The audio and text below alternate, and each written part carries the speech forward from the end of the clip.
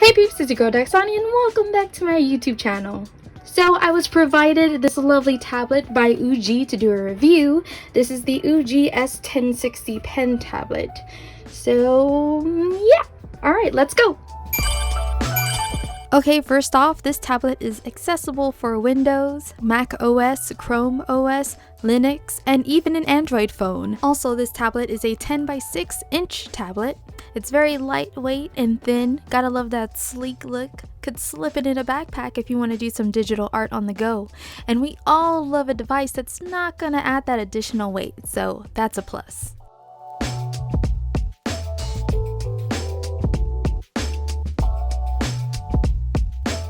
This is the pen. I like it because it's very lightweight, but it's also kind of plastic-like in a sense. I think that's exactly what this is. If you have pets, this probably may not be the one for you because I hear those stories all the time of people's pets chewing on their tablet pens. So they'll definitely chew right through this sucker. Then you have these buttons. The top one is to erase and the bottom one is an eyedropper tool, but of course in your settings you can totally change that. And then you have the little nib part of the pen. And what's pretty cool is that they come with like all these other extra nibs just in case the one that's already on there gets doled out. So you have these extras, which is super dope.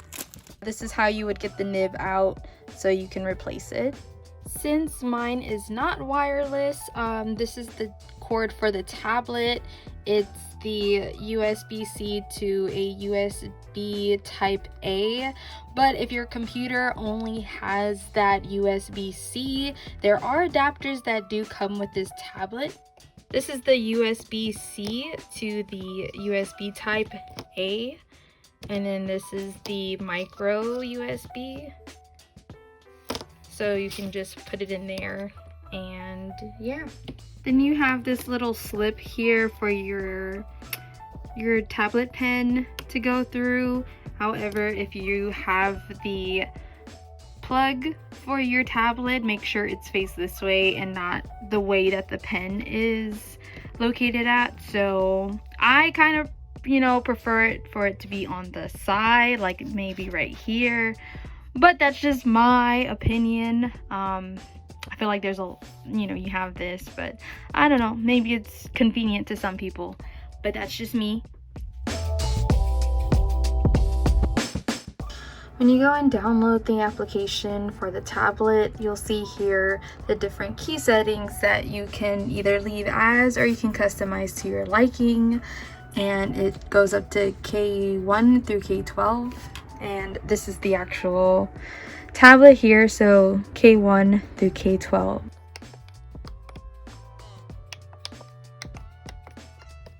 And these are the settings that are automatically there. You can just go down and customize if you want. Oh, wow.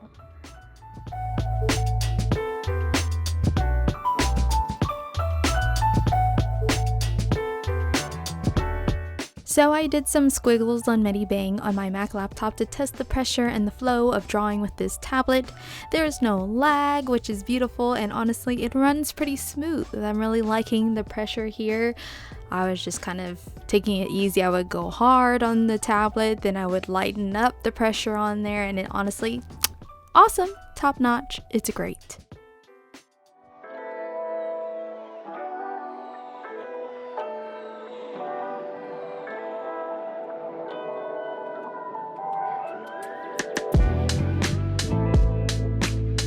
I really decided to put this tablet to the test by doing a quick sketch just to get more of a feel with drawing on this tablet. Not going to lie, it's been a while since I only used an iPad these days, but I think this tablet is definitely great for beginners and if people can't afford a digital drawing tablet. On Amazon, it's listed around $60, which isn't too bad in my opinion. There are definitely more expensive tablets out there. But if you're dipping your toes in the digital art pool, I would gladly recommend this one. But of course, definitely do more research and see what's best for you and your wallet. Drawing with a tablet like this one was my start of joining the digital art world, so I do appreciate tablets that can be affordable for beginners.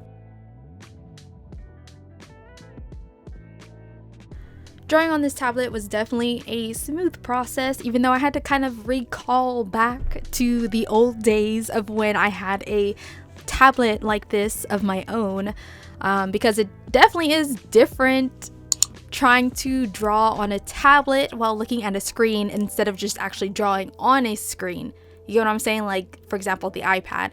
So I kind of really had to think back to those days, but you know, eventually I picked up on it and it was definitely a smooth process. I had fun, I was in the zone. And then of course I added this video on the right because I thought it would be maybe a good look for you guys to kind of get more of a visual of me actually drawing on the tablet onto my computer, so that way you can kind of see it. And I had to match it up with the recording, so I hope this looks really good. However, like, I don't know if it's a major downfall, and I don't remember my old tablet. It wasn't this brand, but I don't know if you guys noticed, but when I draw on the tablet, you can see like the drawing appear on the tablet as well. It's like it's scratching the tablet, and I'm not gonna lie, I'm a little bothered by that, but I really had to think like if my old tablet did that as well. So I don't think it's that big of a deal, because like I said, I think this tablet is great for beginners, but I think it's just, I don't know, it's kind of like that itch you can't scratch type of thing. Like, it kind of bothers me. I only want my drawing to appear on the screen, not the actual tablet that I'm drawing on. And I know myself, I can be a little bit heavy-handed at times, so I even tested it with the lightest lift of my hand while just scribbling, and marks would still show up. So that's just me, I guess. Alright, that's it for this review, but just a quick overall review. I do think this is pretty great for beginners who want to take a crack at digital art. If someone in your family or even a friend wants to get into digital art for the first time, this could be a really great gift. The link is in my bio if you want to check it out, and as I said before, definitely do more research yourself. The only issue that I had was just the scratches that you make while drawing on the tablet. Even the lightest touch of the Stylus pen, it shows up. It does make me question the longevity of the tablet. I'm going to compare it to my old Wacom Intuos Pro tablet that I used to use, and I had it since maybe 2013. Yes, there are scratches on it from drawing, but they aren't as distinct where you can see my works of art on the actual tablet versus this UGEE S1060 tablet. My old Wacom, I believe, is discontinued, but Wacom is definitely one of those pricier brands. But for the most part, the UGEE S1060 is definitely cheaper than a Wacom tablet, and I do like the extra nibs for the stylus that comes with the tablet. There are some tablets you have to buy extra nibs separately, which is kind of annoying, so whenever your stylus pen does dull out, you have these extra nibs to simply replace. If you guys like this review, please give it a thumbs up. If you're new, feel free to subscribe, but don't feel obligated to. It's just a suggestion. And once again, thank you all for listening, and thanks for watching, and I shall chat with you soon in the next video. Bye!